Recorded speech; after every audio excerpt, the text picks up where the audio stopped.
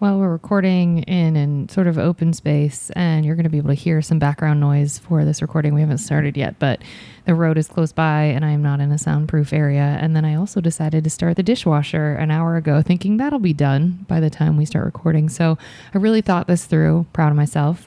But yeah, so let's just start the episode with comic and commercial actor Paul Morrissey.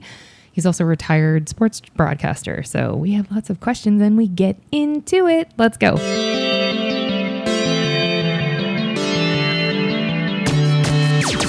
Oh, hi. You're listening to Service from Hell, a podcast featuring people that are currently in customer service positions or the lucky few that got out and all of the good, bad, and infinitely irritating things that go along with that work.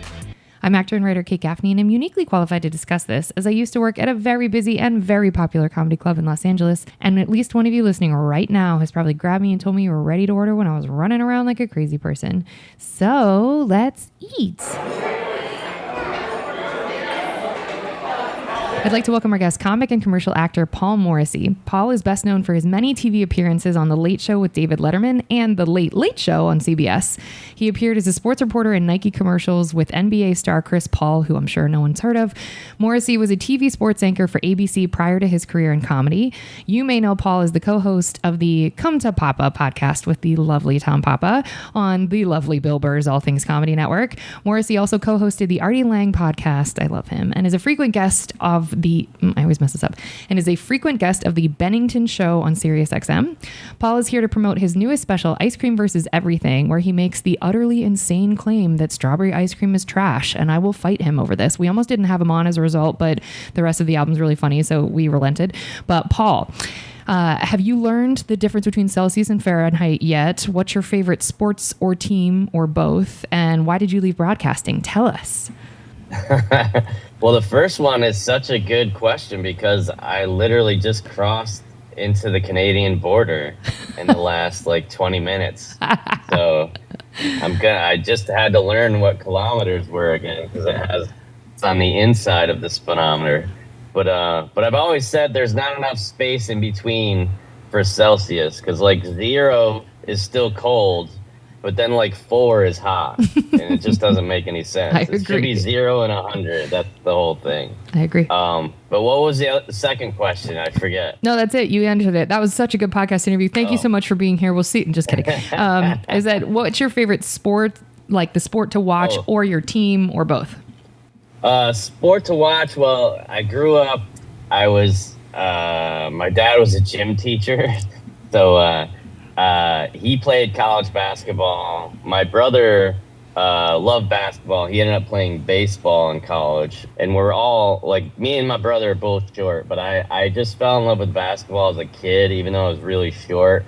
And I was terrible at it until about 9th grade when something finally kind of clicked. I did grow a couple inches. And then, I became, that's all I did. And so I still love. I played in college. I almost played professional. I was a coach at the college level, and then I also was covered the NBA as a sports anchor for ABC and stuff. So, but I do love sports and kind of I really got into the World Cup last year, and so there's sports that I haven't gotten into pickleball yet, but most sports I will. Try to at least understand, I guess. But I know some people are just they hear about sports and they're like, oh, I don't like any of it. And so I always feel like a misfit in a place of misfits because I'm not,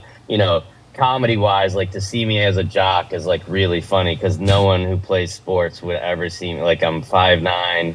I mean, it's an incredible feat that I even played college basketball, much less was pretty good at it. So, yeah, so the fact that I kind of I'm very nerdy about sports as I am about comedy. I love everything about comedy, and I'm kind of the same way with sports. But I don't think of myself as a bro-y jock kind of guy. I know most people who are as soon as they hear sports, oh, he's one of those people. But so I'll ask you what your stance on sports is. It sounds like you Because you don't know who Chris Paul is, really? Oh, I totally do. I love him. I think he's a great player. Okay, Yeah, I was just being a jackass. Okay. No, I love.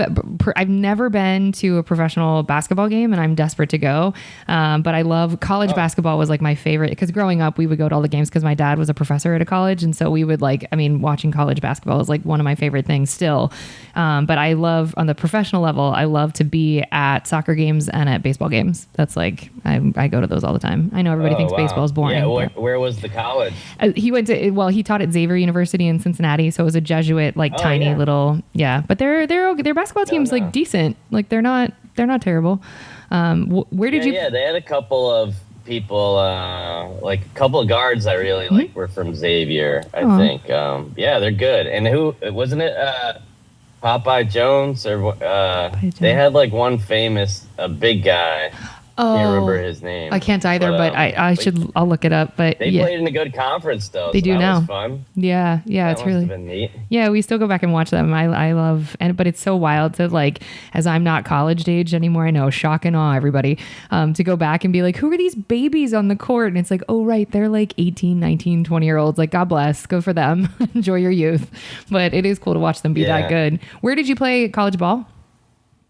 I played at Binghamton University, which is now a Division I school, and that's where Tony Kornheiser, that hosts the Pardon the Interruption. That's why he always talks about Binghamton, because he went there when it was called Harper College. That was but then it was kind of strange. I had a weird career because I was very small, and I was kind of like, I don't want to say like Steph Curry, but it was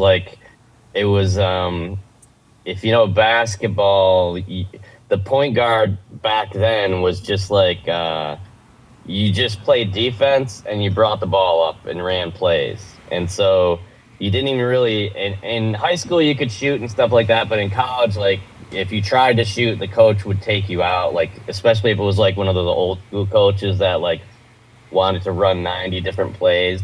So when I first got to college, I actually played at this really small Division III school called Hartwick College in Oneonta. And I started every game as a freshman, but it was just like one of those weird places where the guy was set in his ways. We ran, even our fast breaks had plays, and it was just very boring. And my dad was very ahead of his time. Like we shot tons of 3-pointers. I think our high school team averaged about 100 points a game, and we got to play in Ireland against like national teams and stuff. So he was really kind of cutting edge on like scoring, shooting 3-pointers, moving the ball, and he's like a Hall of Fame coach in high school in New York. So he was my coach, which was pretty amazing. So so I actually played at this school, and then in the summer I finally gained some weight. I was like 17 when I graduated high school. So then I gained about 20 pounds of muscle, and I started playing against like NBA and Division I people in the summer, and they're like, "Oh, you're like a Division I player now." So it was like I started getting recruited and stuff, and then my dad, who retired from high school when I graduated, he ended up taking a junior college job in Binghamton. And so everyone's like, I got recruited by, it was Pensacola Junior College and a bunch of these like Division I big junior colleges. And then all of a sudden I'm like, why don't you just play for your dad? So I got to play for my dad, and then we went to the junior college national championship. So that was like amazing. It was so much fun and such cool memories. And then from there, I was kind of like the local kid. That was in Binghamton. So when Binghamton was going Division I, it was like a big deal to like, we got Paul Morrissey, blah, blah, blah. And so I ended up being the starting guard at Binghamton, but that coach was like 72 years old and was like chasing Dean Smith's record and all that kind of stuff, and ended up, not he's no longer with us, and a lot of the people aren't either. So I don't like to say bad things, but basically at the end of the season, he told me I was too short to play there, which is kind of crazy because like I kind of won 4 games for them single-handedly. So So I was like, I had 1 year of eligibility left, and I already had my degree. And so this great coach who I knew through one of my dad's players was taking over at Cortland State, which was like this really kind of powerhouse school near Syracuse. Like the new coach of the Red Wings was like the goalie there when I was there. And so I transferred and I played for Cortland State when we got to play against Binghamton twice, and I lit them up both times. And they actually asked me about it, and I said, well, the coach said I was too short to play here. And that's actually kind of what got him fired, because it ended up being he was doing a bunch of stuff that was kind of messed up, and a lot of people weren't happy with it. So it was like a struggle. Like I said, the style of play, the fact that I was like shooting, like even at Cortland, the guy, like the coach, didn't really know what to do with me. I led the nation in 3-point shooting. I had like 26 points off the bench, and they're like, "You're not really the point guard, but you're our best shooter." And so it was like a weird thing to deal with. And now, like everyone, you see. Kyrie Irving and the point guard is kind of a lot of times the best shooter, but and is allowed to score. But back then it was just very strange that like the point guard would be just like taking a lot of shots and stuff like that. And I still was very like team oriented too. Like I was never like just shooting like 40 times a game. I always shot like a really good percentage and that kind of thing. So I still love basketball. The only place I could have played after, as I had a chance maybe to play in Ireland where a couple of my dad's players played, but then the Washington Generals, which is a team that gets beat by the Globetrotters every game, and two of my friends did it, and I was taking stuff too seriously, so I was like, no, I can't do that. And so and my buddy's like, it combined my three favorite things: traveling the world, shooting 3-pointers, and playing no defense. And I was like, and I feel like now I should have done it at least for a summer, obviously, to have that like experience and have those stories. But it was like a natural progression. Like I kind of coached I was an assistant coach for like a year, and then the TV guy that covered my team was like, hey, why don't you be my intern?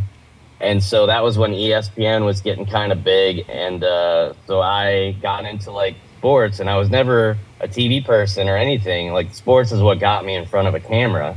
And so I worked in Binghamton, and then I did an internship at Phoenix. I was kind of behind the scenes, and I got an on-air job in Northern California, and basically was like doing on-air stuff there. And the woman, this great woman, Karen Anderson, who was doing like the open mic night in Sacramento, she was like, hey, you're really funny on the news, you should do stand-up. And then, I just kind of like lucked into it and fell in love with stand-up after doing it. And she ended up being the head writer on the Ellen DeGeneres show. She's won like 30 Emmys. Like she's still like one of the most successful writers I know. And so it was just lucky that I met her. So that's kind of the long story how I ended up in comedy. But yeah, it was a weird transition. I just love that the intersection between sports broadcasting into stand-up, because, there's so many people who self-congratulate and get into open mics because they're like, oh, I crushed in high school. Like I was so funny.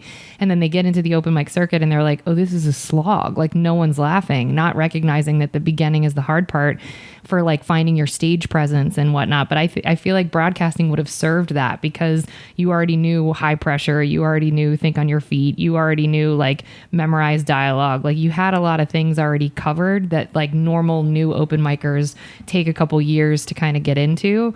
So you had, even if you were just moderately funny, which you're very funny, but I mean, even at the time, if you were just okay, you had those boxes ticked already. So I think you had a leg up. That's huge. Well, I mean, and it became like, so, when I first took that job, I was the weekend sports anchor who Rich Eisen actually went right from my station to ESPN. So I basically had his old position. I had his boss, by the way. And so So I was doing news 2 days a week. So I was doing like, and I was still goofing around. They want you to cover murders and stuff, and I'm like, I don't want to. They sent me to like a park where there's a shooting. I was like, I don't want to go anywhere near that place. Somebody got shot there, and they're like, no, that's why we need it. And so I was doing like, interviewing one of the guys from Airplane and just doing lines and using clips from like So I Married an Axe Murder, and like I was just doing all the wrong stuff. And so basically, I think they stopped. They promoted me to sports anchor just so I would stop doing news stuff. But to your point, like, they would basically say like, hey, we need 4 stories today, and I'm like, what do I do? Like cause a car accident, or what do you want me to do? Yeah, what is that? And so, yeah, it just makes you kind of like, well, I got to come up with something. Let's ask people what they want for Christmas at the mall, or what movie is like the hot thing out. So it's like you kind of learn to be productive. And I was a one-man band, so it's like I had my own camera, I had my had to record all my sound stuff, had to edit everything. So, and then you had to write all your story copy.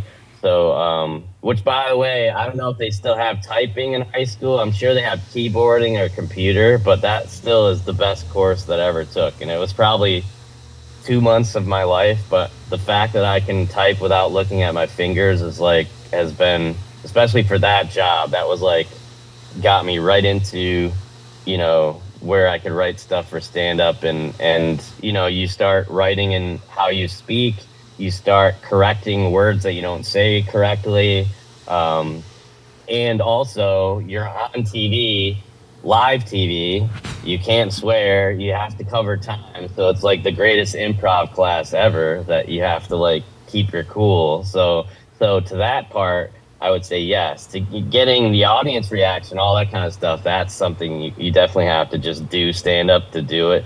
But also the other important thing was I was 3,000 miles away from anyone that I knew. So even being on TV, nobody was going to see me. I didn't have the pressure of like all my friends or my parents watching. And I think that's what holds people back from like truly doing what they want. Even musicians or something, they just don't do it because what would I have friends now, they're like, yeah, I didn't know you were funny, and it's just like, yep, I was.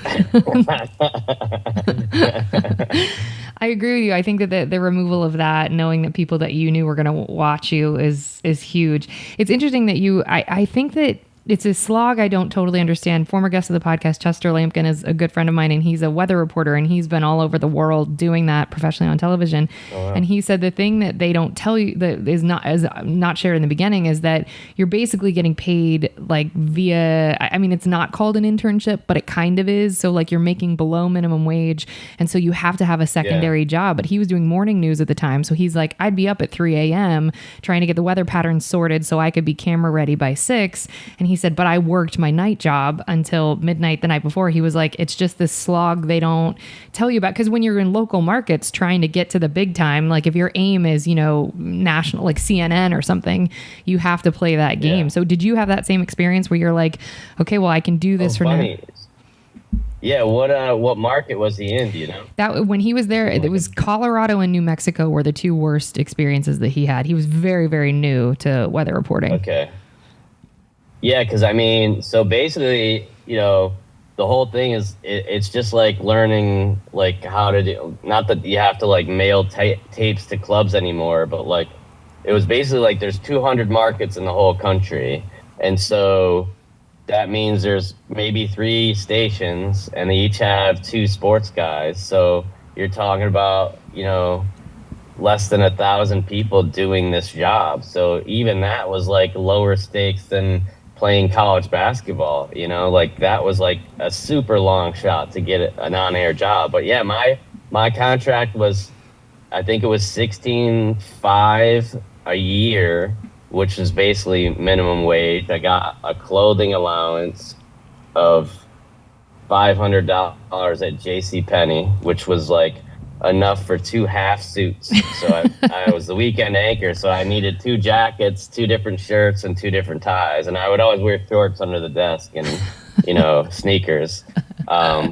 But and then I got a free haircut somewhere in town, and like I think that was about it. So I mean, there was people who, like from USC, or it was their first on-air job, so they would move there, and they would have like family money. But like, yeah, the people who moved there like me, we didn't the thing was, we didn't take second jobs because you were working so much, and even when you weren't working, you were like learning how to do stuff. It's a very like it feels like an internship, because it's like I had to learn. I never shot anything on a camera before. I used a disposable camera, that was it. And I had to, like, my first weekend, I had to shoot high school football highlights with this, like, they were still shooting on 3/4 inch tape, which is even like ancient back then. So I had like a little like a tape like that you had to carry on the left side, and then put the camera on your right shoulder, and then just figure out how to, and the whole thing of the life experience of it was like, you do just have to learn trial by fire and just pick things up, because there's no way they can teach you exactly what to do. Like the weather guy, it's funny that you say that, because my backup sports guy, the weather person called in sick, and he had to learn how to do weather in like 4 hours. And so basically he got all the charts that all the weather people get, and you're kind of just filling time and putting in that information. And he was just like good at it, and they made him like the morning show host, because he could do the weather and also do the news. It's funny how they figure out, like, oh, we don't need to pay another person to do that. He can just do anything to save that money. So, well, did you see that viral video during when the Buffalo blizzard happened this past year? There was the sports guy did have to do, I mean, it was that exact scenario. He had to do weather because he was stuck at the station, but he knew nothing about nothing. And so he was like, I don't know, I think I'm supposed to go outside. Oh, it's still snowing. And it's so earnest, but it's like, it's very funny. But yeah, it's I think I underappreciate how difficult doing all of that is, because we see it done so fluidly that it's like, oh yeah, you just like the camera's on and you just do stuff. And it's like, yeah, no, it's all the prep work. It's kind of like comedy when you see someone's finished special. Like people probably see Ice Cream versus Everything and they're like, Paul's really great. That seems easy. He's got it. That's funny. I laughed a lot. And then you're like, yeah, this was I ate shit at open mics trying to sort out this material for, well, you probably don't eat shit anymore, but like, it's just that it's the prep stuff. No, it's and there's people, I guess the biggest compliment you get is that it doesn't feel like you're working that hard. Like it seems easy. And so if you make it seem conversational and seem like you're not trying too hard, I always like that kind of comedy. Which, by the way, when I first moved to LA, it was kind of not to throw like Dane Cook under the bus, but it was very like everyone was energetic and running around and you had to shout jokes and stuff. And so for me, I love Mitch Hedberg and Jim Gaffigan and the guys that had great jokes, and they weren't from when you worked at the club. Those were always the people that made the audience weird, is the ones that would like yell in their face and make them I just wanted to be like a relaxing, fun atmosphere, and I do have a little bit of a laid-back persona, even though I'm from New York. And so that's why I would say, and I did talk about, I got to meet Mitch Hedberg once, and he was doing Jimmy Kimmel. And after he had the health problems, Jimmy was the one guy that had him on because nobody knew how healthy he was. And so I ended up going there and seeing the taping, and then I met him. That was back when Jimmy had that really cool green room with like video games and food and stuff. So I just ended up saying hello to him. I was like, hey, I just want to say I'm a comic and I love your stuff. Great job, man. And so he ended up like walking over to me later on. He's like, so how, where'd you move from? Or like talking to me. So I'm like, I was in New York for a few years. And he's like, how'd you like that? I was like, I don't know. I mean, I like LA. Seems like people are more like successful. And by that, I mean, not to put down, like I did my years in New York, but it seemed like like I met that woman who was in my who got me started, Karen Anderson. I went out before I moved to LA. I went to visit her, and it was her, Karen Kilgariff, who does the My Favorite Murder podcast now. Yeah. Like Sue Murphy. Like it was all the most like everyone was successful in working on a TV show, and like in New York, Dave Attell and all these guys who are the best comics in the city were complaining about like how their rent's too expensive and they can't, their car doesn't work and stuff like that. So I'm like, so I don't know. It just felt timing was right, not to like put New York down, but it just felt like to my lifestyle it was better, and that's what Mitch went to New York too, and he said they just didn't get me. I guess I was too like happy and laid back or something, and so when I said, yeah, I kind of like it here, I did a showcase already for something, and he's like, he goes, yeah, look around, man, you can get discovered in this room. And I was like, this is pretty cool. So that was like a fun like moment to have with somebody, and somebody like that is no longer with us, and to get the experience of like, you got to keep working, you got to keep getting better. So yeah, all those kind of little things help you along the way, especially when you don't have any credits and stuff like that. When you meet somebody that you really look up to comedy wise, and they give you a little bit of pull back the curtain a little bit and show you what it's like and keep going, man, that kind of stuff.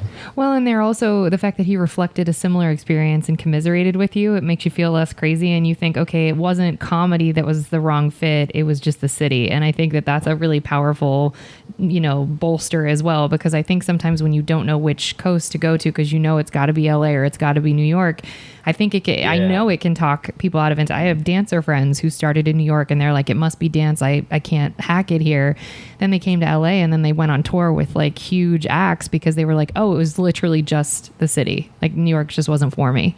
So that's awesome. Yeah. It seems like New York is a more, not a dues paying place, but like, at least for me, like, so I was doing the road a little bit in California, and then I quit the TV job and moved to New York and kind of like resigned to like I'm starting over. And even then, like I went to grad school at NYU and got my master's in education. Like I did student teaching and everything. Like I was working like crazy the whole time. But I met I met Jim Gaffigan. Like Ed Helms was like running the open mic night at the Boston Comedy Club, and Jim he had toured a little bit, but he had just started getting pretty not famous as he is now, but like just doing clubs. And so he really liked me, even though I was doing like pale stuff and stuff about food. I think we were just really similar, and he knew kind of my style, and, so he took me to a bunch of clubs, and I did like the Columbus Funny Bone, DC Improv, that kind of stuff, and that helped me out. But in the city, there was the whole thing of like, oh, you got to pass the club, you got to go every 6 months, and I always hated that whole thing. And they would say to you, like, unless somebody dies or moves to LA, we're not passing anybody. So I just did like all alternative shows, that kind of stuff. And then my one big thing back then, which I don't know if it's as big now, like you could enter like contests, like Wendy's would have a contest or Comedy Central would have like an open mic contest, and I would never win them, but I would seem to at least get in like the top 5. Like there was one that was called the Maxim's Real Men of Comedy, and the finalists were me, Tom Segura, and Adam Devine. And like the winner got to open for Joe Rogan, which is how Tom met Joe Rogan. But the other one was this Wendy's thing. You got to perform in the Vegas HBO festival, which was really cool. And the winner got to perform on Ellen, which my friend was like a writer on, and I knew the whole staff. And so like, if there was anything that you're like, oh, I'm like a shoo-in for this, but then I lost. And so, but the great thing was, went back to LA the next week, and they were doing like a showcase for the Late Late Show. It was Craig Ferguson back then. and I just went there to see who was showcasing, and then at the booker Adrian, who worked for Adam Sandler at the time, he was running the showcase, and I was like, "Hey, I'd love to get on this showcase sometime." He's like, "Oh, he's like, I just saw you at the HBO thing. Great job." He's like, "I think you can do that set on there." So like, I basically got that set from like losing the contest. So Silver that's lining. like that's another good thing of like just keep putting stuff out there because you never know who's watching. Like, oh, my best example of that was you probably might have been around when the roast battle just started, and he won't mind me saying this. Jesse Joyce, who's a great, he writes for Jimmy Kimmel and he's written for the Oscars and won a ton of Emmys. He used to write for Greg Giraldo on the roast, and really funny comic. But he did the roast battle, and it was just that one of those nights at the Comedy Store, not even the televised one. And he lost to Earl Skakel. I love Earl. And Hi, Earl, former guest of the yeah, podcast. yeah.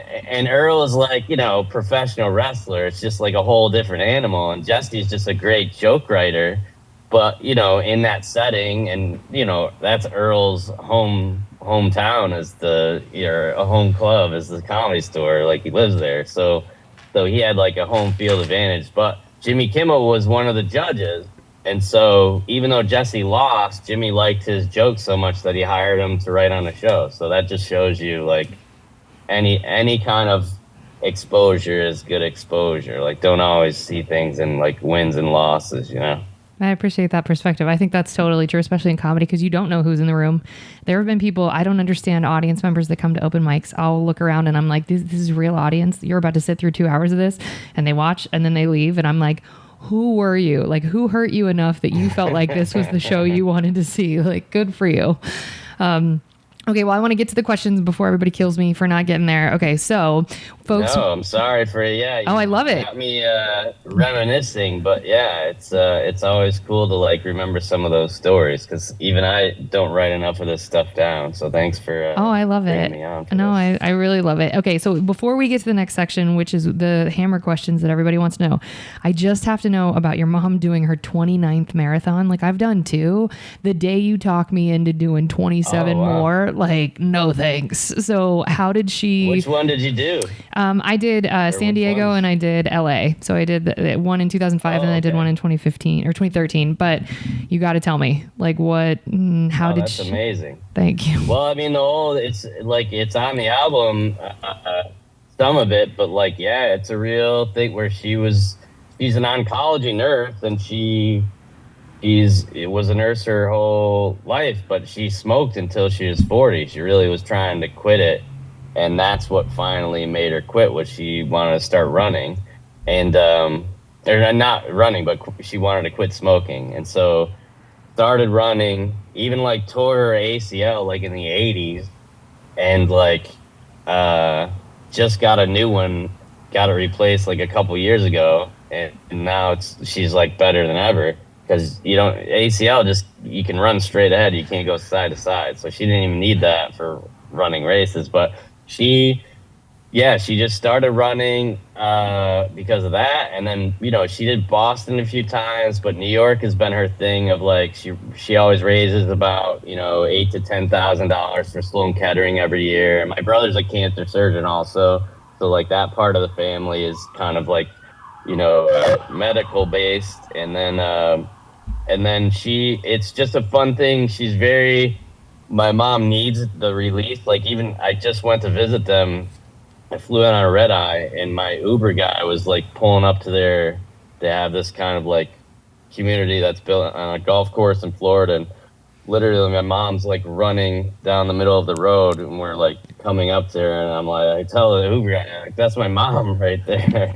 And she ran like 12 miles that morning, even though, because it just gets so hot in Florida. So, and she would do that in New York in the wintertime. So it's pretty crazy. But she loves running and, it's especially for that generation, she's 76. And so even when she runs now, people didn't even jog back then. Like men they played sports, but they didn't exercise. So like, she'll even run like on the golf course, and everyone's like, "Why are you running?"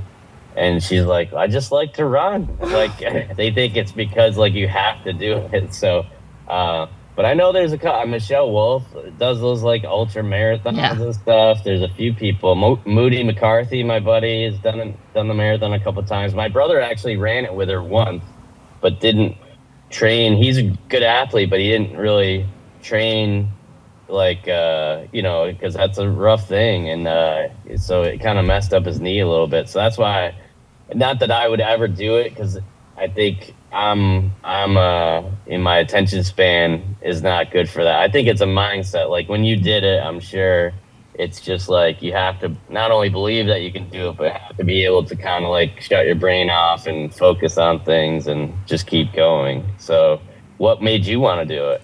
The first time was because my friends were doing it and I was just dumb and young and I was like, sure, this sounds easy Really? and cool. Yeah. And then the second time was because I was like, I hate my job. I hate what I'm doing. I'm not pursuing anything in entertainment. I'm miserable. So I'm like, I know. I'll just add 6 months of training on top of my misery. But it helped because mentally I just needed something else to focus on.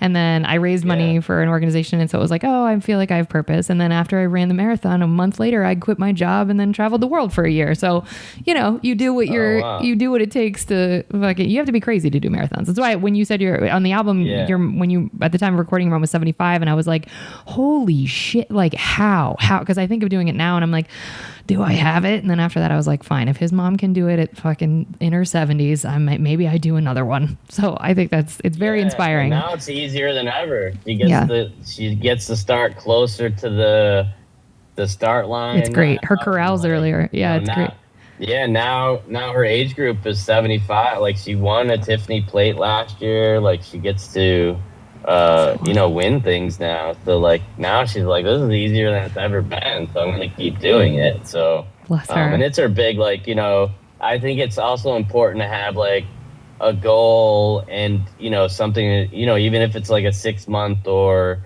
whatever. That's what's so hard with comedy now, that everyone wants to do these hour specials. And like, I would work really hard on these. I was lucky enough to get to do a bunch of late night spots. So like, a 5 minute spot, that's, especially when you're starting out, there's some people that never get that great 5 minutes. And then once you do it, you're like, oh, this is how you hone down. This is how you edit a great 5 minutes. And like everyone that's doing these hour specials now, they never learned how to do that. So like, if you know how long it is to make the great 5 minutes, then you build on that.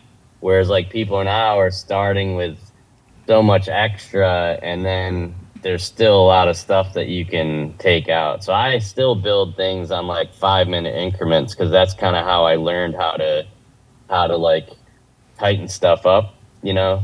But it is weird that like, I don't know. I guess people enjoy hearing the longer stories and stuff. If you like somebody and you're already a fan, you'll kind of listen to them talk and explore more. But like for somebody who's never seen you, to have like some really loose version of all your jokes, I don't know. I can't do that. Yeah, I just saw Dan Levy. He's not the not Dan Levy. Levy, is it? I don't know how. Not the guy that from Schitt's Creek, but he's a writer on TV and he's a comic. I just saw him the other night at the Ice House, and I started counting because it was such a joke machine. My abs hurt. I was like, how is he coming? And it was every 5 seconds he had a joke, and because I was like, there's no way. Why am I laughing this hard? And it's like, oh, because he understands the rhythm, and he's assuming this crowd has not seen him before, and it was just like hit, hit, hit, hit, hit, hit, hit. I was like, Yeah. that's mastery. I was so impressed. Okay. Yeah, I mean, it would be nice to get to the point where it's like I can just talk about super obscure things, but not obscure, but like whenever we talk about like, like get into running, and I can get into like other stories, or where I grew up. There's all these kind of weird stories that come up. We were just talking the other day about how different things are. I grew up in a really small town. Like we just changed the mascot from the Indians like this year. It just happened. So but it was like the 80s. They had this thing called the Strawberry Festival, and they had this like I think it was a hamster race or something like that. It was like this kind of race through, and the sheriff was in it, and he told the guy like if his hamster didn't win, he was gonna eat it if it lost, and so the hamster lost. And this is like in the newspaper. You can look it up. Like Owego, New York, 1983. Sheriff is. I think he didn't even get fired. He got like reprimanded because it was like insubordination. But he like put salt, pepper, and ketchup on the losing hamster and ate it. Like ate it raw? And just, I think so. I don't know if they prepared it or not. It's one of those things like, it still pops up in like the newspaper things because my whole thing now is like, especially even at the Comedy Store, you hear a lot of like tall tales at comedy clubs and stuff and catch people in some lies. So my thing now is like, even that story I tell about, we went to Ireland and we had the bus driver, and I saw the same bus driver 15 years later. Like I had pictures of that guy. Like there's people that were on that trip that were in the room for the special. So my whole thing is like, I want to make sure people know, like, I'm not making any of this up. Like if this stuff is crazy enough for me to want to say at a show, it happens. So. That's authentic comedy, and audiences are smart. I think that's true. Okay. We have to push past this or I could talk to you for hours and hours. Okay, folks, we hope you enjoyed your apps. We're going to move on to the entrees after a quick break.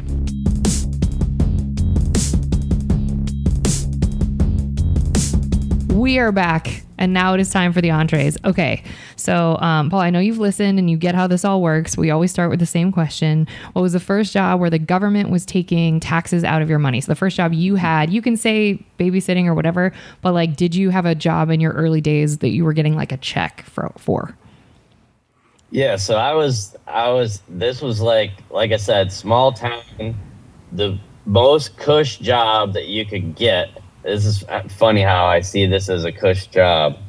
My brother and my sister, I think, also did it. But so this is like when it might have been before my senior year, you get to be I was the janitor at the elementary school, like during the summer. So it was like a 40-hour minimum wage week. And so you basically like painted the hallways in the elementary school. You varnished the doors. You waxed the floors. Like that was like the cush job. And I was still like, I was getting really good at basketball, so I would go to these like camps and stuff. And so I wouldn't do it the whole summer, but I mean at least 6 to 8 weeks I was working 7 a.m. to 3 o'clock, like as a janitor. And it was a good, I will say it's a good, I don't want to like look down at the work, but like everybody I worked with had made a few mistakes and like we're kind of like, yeah, if I'd have done it differently, here's what there was a guy who was like, I was in a band, I was supposed to go to Nashville, and things got so he's like, make sure you follow your dreams and that kind of stuff. But then there was also like, we had a guy from, actually our church brought him over. He was from Vietnam. He was a soldier in Vietnam, like a scout for the U.S. Army, and was missing like a couple fingers and was like the hardest working guy you've ever seen in your life, and was cleaning toilets and running to like scrape up gum and stuff. So it's like, it was like, oh, if you have a job, work hard at it, and if you don't want to do it, then get another job. And I think to your listeners, like that's what, especially in the service industry, it's like you should do everything that you're working, at, you should do like full, all in, because I think that's habits, you know what I mean? If you get to where you think you can half-ass something, then you start doing that for other things. And I think that's like a good lesson to learn, is like, we all know, like, you work hard, time flies. So, but if it's something that's like sucking the soul out of you, or something that's just not the right fit, obviously you can move on. But for the most part, that's kind of my thing, is when you see somebody who's like doing a job, even if it's like a good job, and you just tell they're not really doing what they're supposed to. Like the comics were so observational that we can see the guy who the guy at Chipotle that's not rushing back to the front line to take orders, and everybody hates his guts because he's just pretending he's checking something in the back or whatever. And 100%. I was just at Target the other day, and the guy, like, I walked up to the register to like check my stuff out, and the guy was on his phone, and I said, "Oh, sorry, are you open?" And he just looks up, and what I just did was nod. And I was like, oh, okay, maybe he's nonverbal. And so like he checks all my stuff out and like points to the screen. And I was like, oh, maybe this guy truly is nonverbal. So I was trying to be compassionate. And then he hands me my bags, and his buddy comes in line behind him, and he's like, oh, what's up, man? Like blah, blah, starts talking to him. And I was just like, what? I hate everything. Like, you don't want the job, don't do the job. Like, but you're at the job, do the job. Like, use your work. I was so annoyed. Okay, well, all right, that was your first job. So how many summers did you do that? Was that all the way leading up to college? So I think that was at least 2 or 3 years. Okay. And but I had like I worked at the YMCA, and that was like when the YMCA was like, they still had like the mentally ill people from the old hospitals would live in the rooms, like residents. Yeah, that's what they used to be, like they used to have actual rooms and stuff there. And, I didn't know that. Yeah, especially, I think New York City, I knew a bunch of guys who would like stay at the YMCA, like for, to go audition for stuff because it was like cheaper. But I think it's like, I don't know if it's like people just getting out of like, hospitals or prisons or stuff like that. There's definitely some kind of like transitional housing. At least there was back then. I'm sure there's,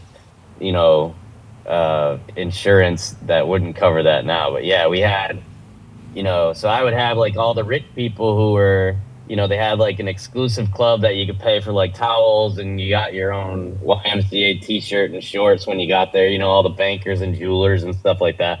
And then they would be mixed in with all these crazy people.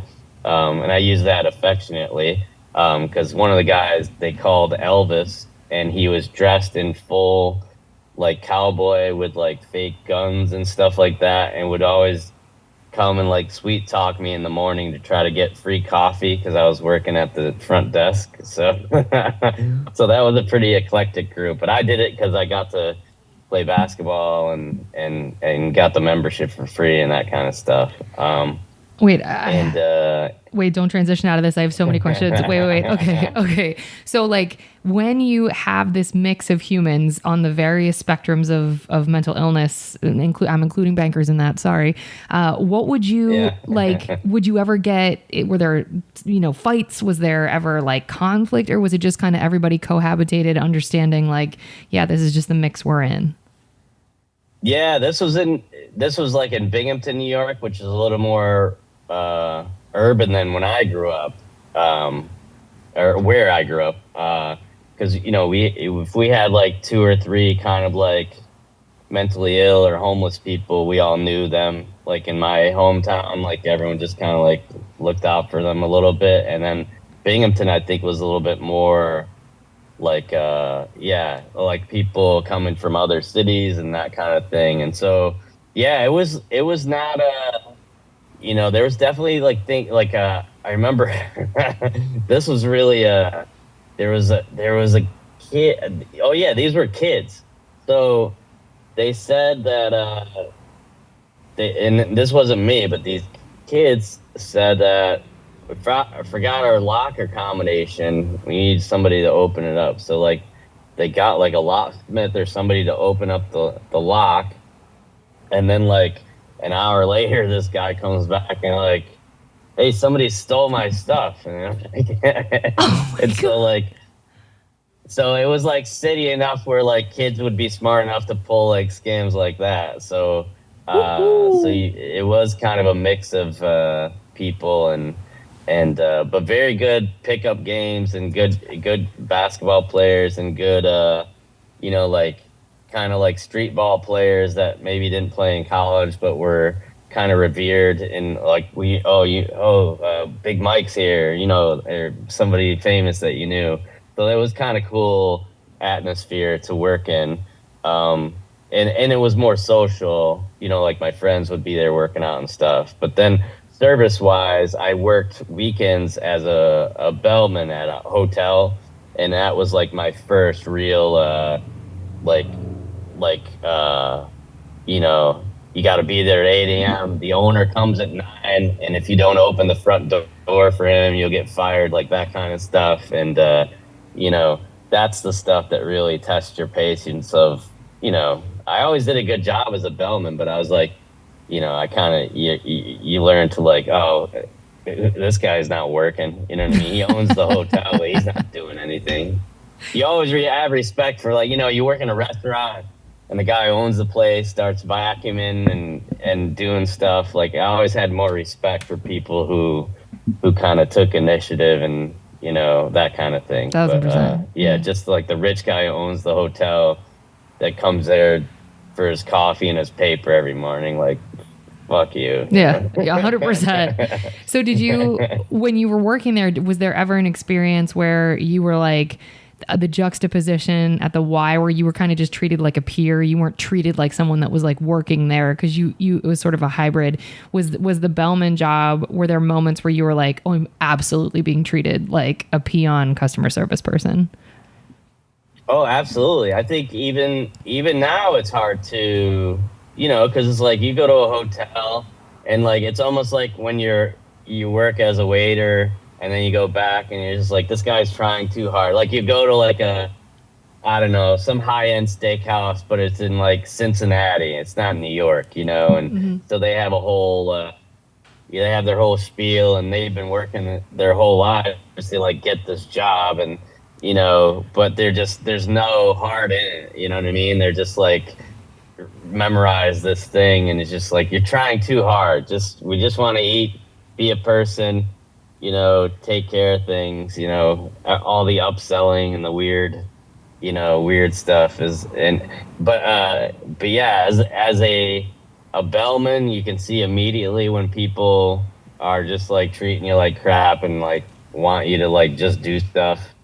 And obviously like tipping was essential for that. Like there was a guy who worked there, like he got like a bad divorce, and I think he got his wages like, when they garnish your wages. Yeah. So he was basically like living off these tips, so if he could make 50 or $100, a weekend, and you could do that once in a while. I remember how much that meant to me when somebody would give you $5 for taking a couple suitcases. I remember like a big thing, if you had a bus, it was like a prepaid like $2 a bag or something. So you would get like $2 a bag for all the stuff on this bus. So you'd get like, $50 or $100 just for like a bus tour or something like that.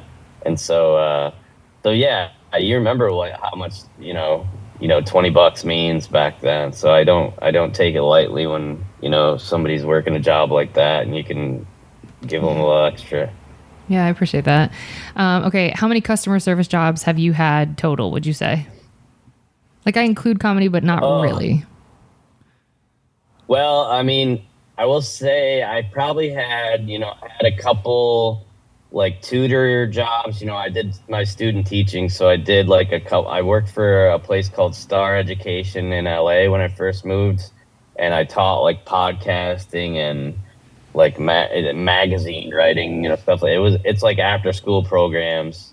I taught a roller coaster class that like we took all the kids to Six Flags, and they learned all the physics of the roller coasters and got to go on the roller coasters, which is kind of cool.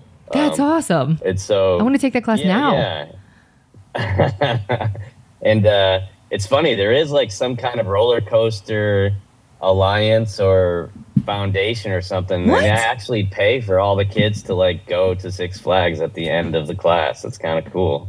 But yeah, I would say, I was a camp counselor at a lot of these basketball camps and stuff too. So I probably worked more as like teacher, mentor kind of thing than like actual service job. I worked like a concession at a car racing place, like on a Saturday. By the way, I did that.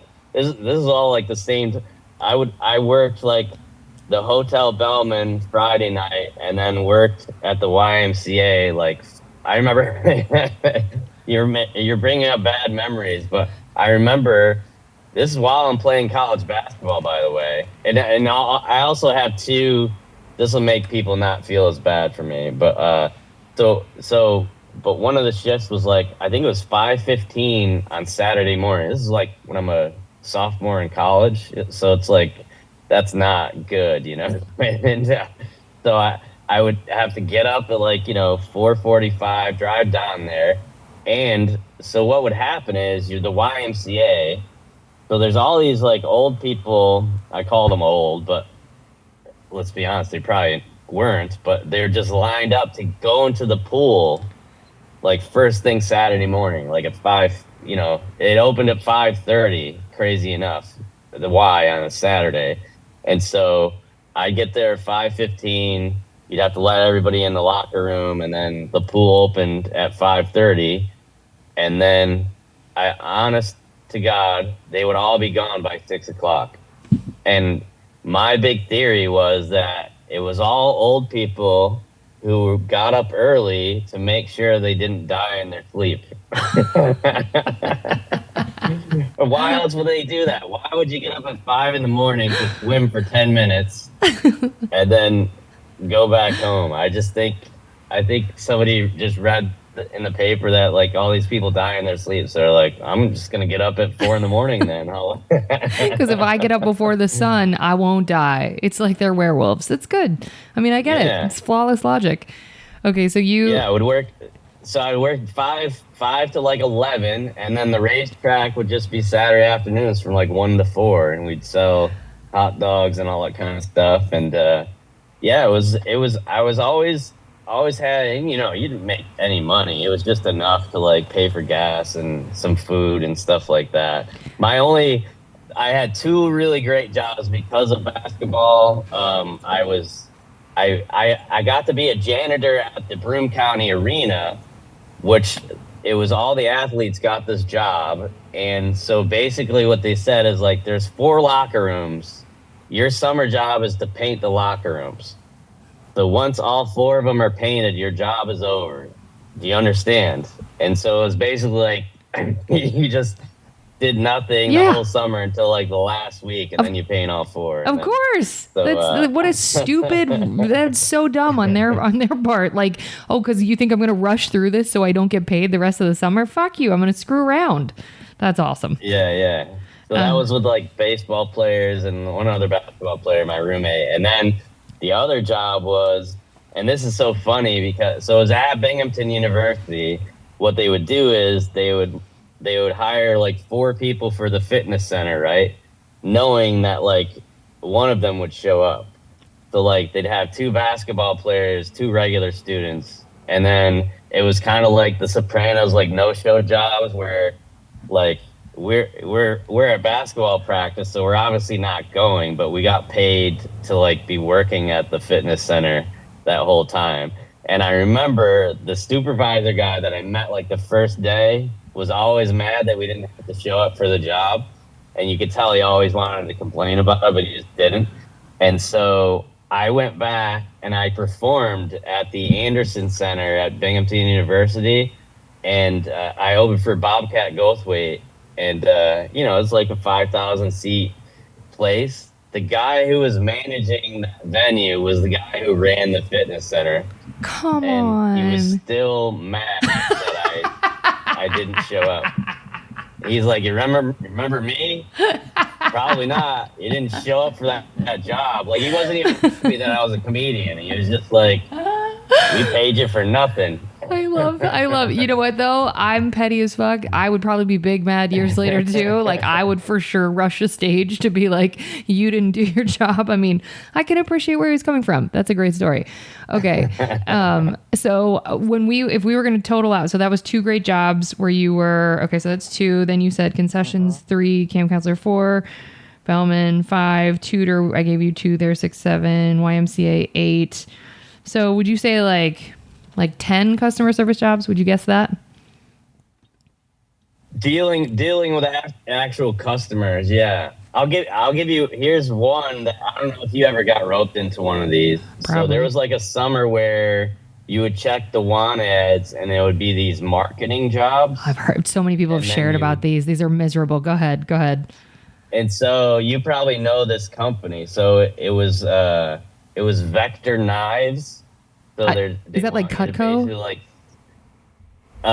it might be. It was basically like they wanted you to like sell knives, but it was like they brought you in. They say like you make $1,000 a month or something like that, and blah blah blah.